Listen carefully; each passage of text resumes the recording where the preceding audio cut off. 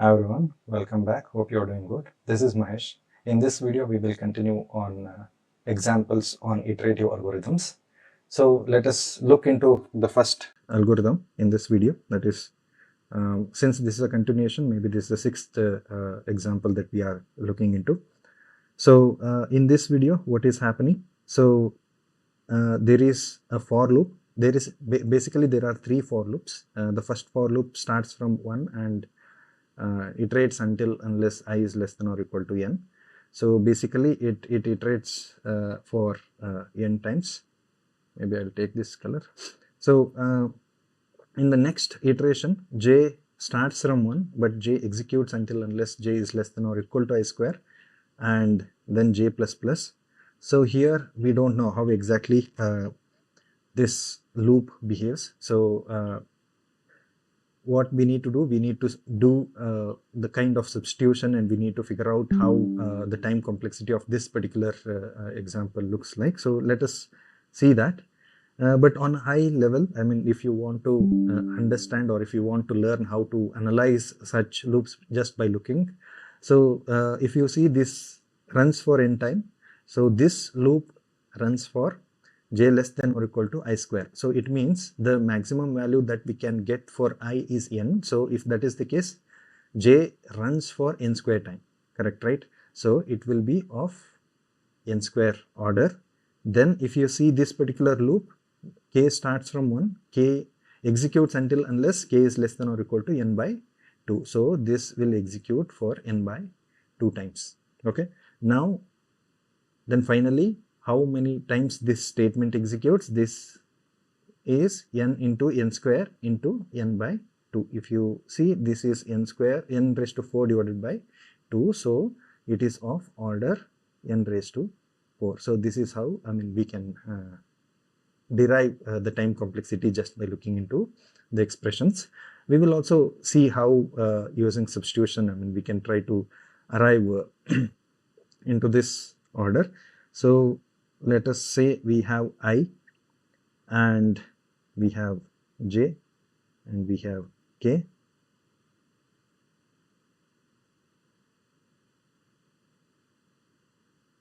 Okay, so now let us see, when I is 1, j executes for 1 square time, and k executes for 1 square into n by 2 times. Okay, so this is when I is 1. Now when I is 2, then j execute for 2 square times, and our k executes for 2 square into n by 2 times. Okay, now when I is 3, this is 3 square, this is 3 square into n by 2, and so on. So when I reaches n, our j executes for n square time, and our k executes for n square into n by 2 times.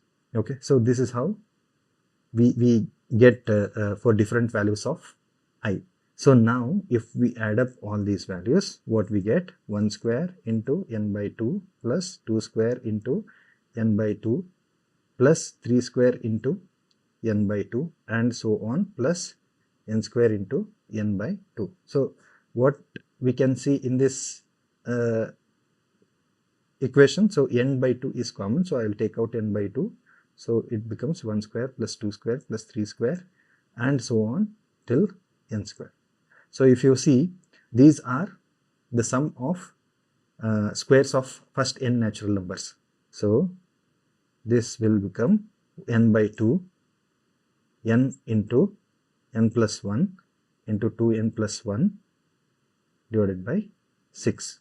Now if you see, n into n square, and here also we have 2n. So this internally this becomes n cube, and if we multiply it with outside n by 2, it becomes n to the power 4. This becomes order of n to the power 4. So this is how we can try to figure out the time complexity by substitution kind of method. So let us look into one more example now. So this is our another example. So if you see what is happening here, our I starts from n by 2 and it executes until I is less than or equal to n, then I plus plus. So it means it executes for n by 2 times, correct, right? Now if you see the jth loop, it starts from 1, it executes until unless n by 2, means again it also executes for n by 2 times. Okay. Now if you see the third loop, it starts from 1, it executes until unless k is less than or equal to n. But if you see, this is not getting incremented like this I plus plus or j plus plus, it is becoming k equal to k into 2. So for such loops, we already know it is of order log n to the base 2. So then what will be the total time this statement executes? That will be n by 2 into n by 2 into log n to the base 2. So it is of order n square log n to the base 2. So let us look into one more example. Now this is a normal while loop, and this executes until unless n is greater than 1, and every time n is getting divided by 2 and it is assigned back to n again. So it means n is getting half on each iteration. So how to analyze this one? So maybe, let's see, let's try to substitute. Initially it will be n, then it becomes n by 2, then it becomes n by 2 divided by 2, that is nothing but n divided by 2 square. Next, n divided by 2 square whole divided by 2, it becomes n divided by 2 cube, and it becomes n divided by 2 to the power 4, and so on, and it stops when at some point, and maybe we will assume this stops at n divided by 2 to the power k. So if you see here, it executes until unless n is greater than 1. So it means it stops when n becomes 1, correct, right? So it means n divided by 2 to the power k is equivalent to 1. So now if we solve this equation, so it becomes n equal to 2 to the power k, that implies k equals log n to the base 2. So it is of order log n to the base 2.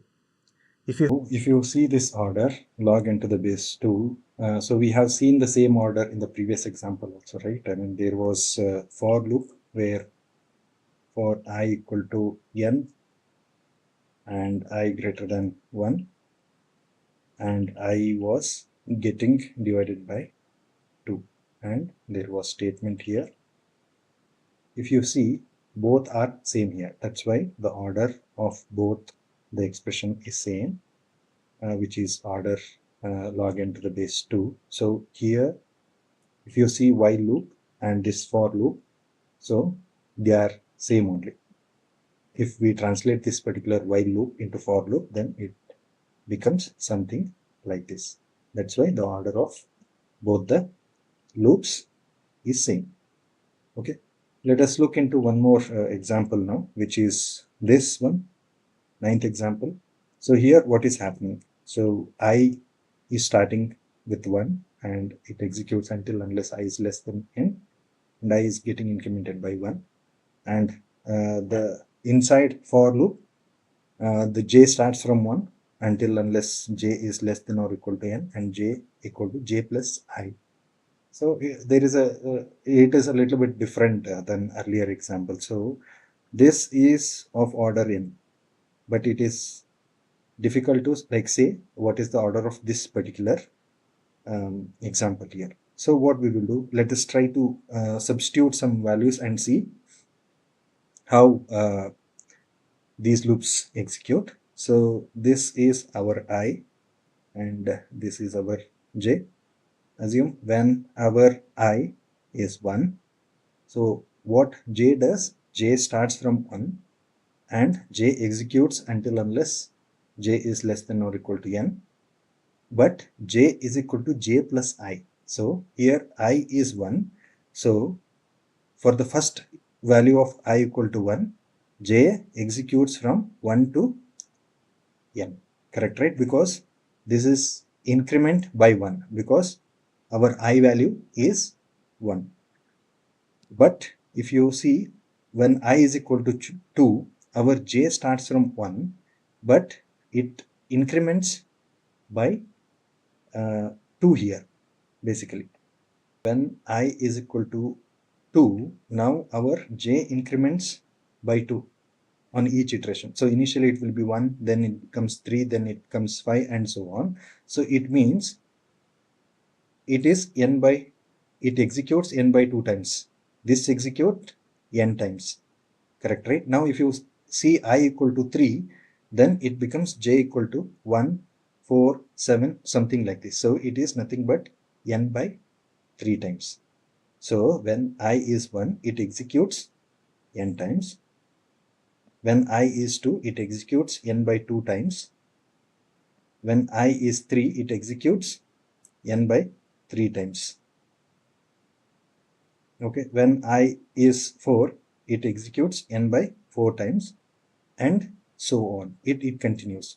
So when I reaches n, it executes n by n times. N by n times. Basically nothing but only one time.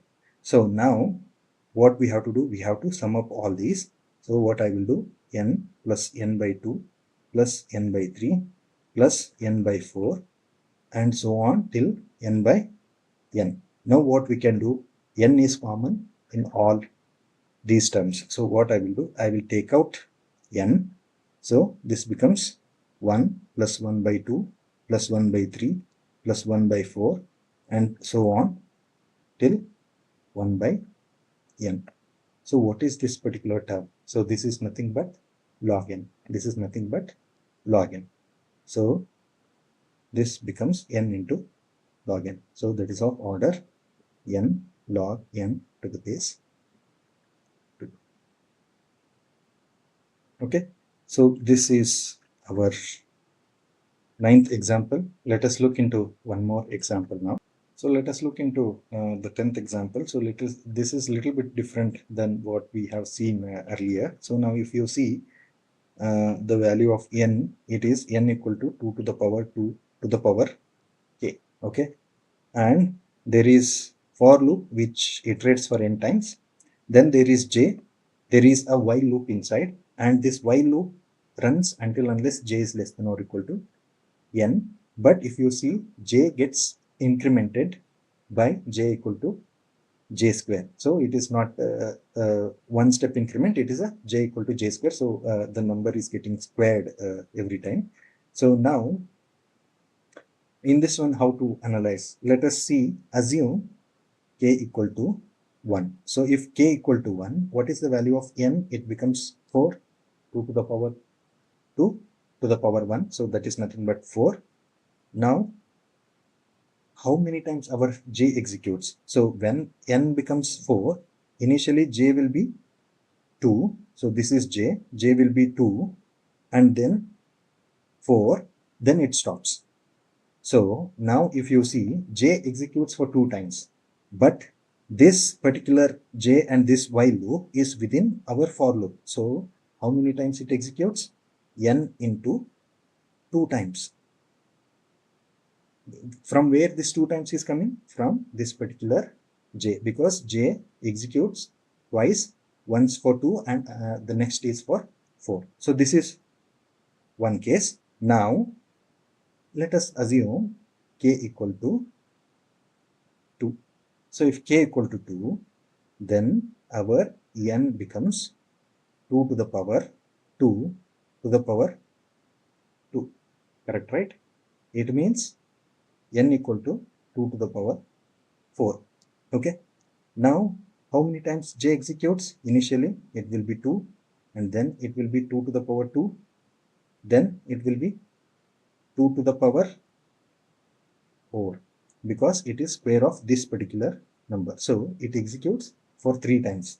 So if that is the case, how many times this statement executes? It is n into 3 times, n into 3 times. Okay, so you observe this point here, k and how many times, k and how many times. Let us take one more value of k. Let us assume we have k equal to 3. Then our n becomes 2 to the power 2 to the power 3, that is nothing but 2 to the power 8, correct? Now j executes like this, 2, initially 2, then 2 to the power 2, then 2 to the power 4, then its square 2 to the power 8. So it stops after this. So how many times it executed? 4 times. J executed 4 times. But if you see this entire statement, it will be n into 4 times. Correct, right? So why n into 4 times? Because this entire while loop is running under this particular for loop. That's why it is n into 4 times.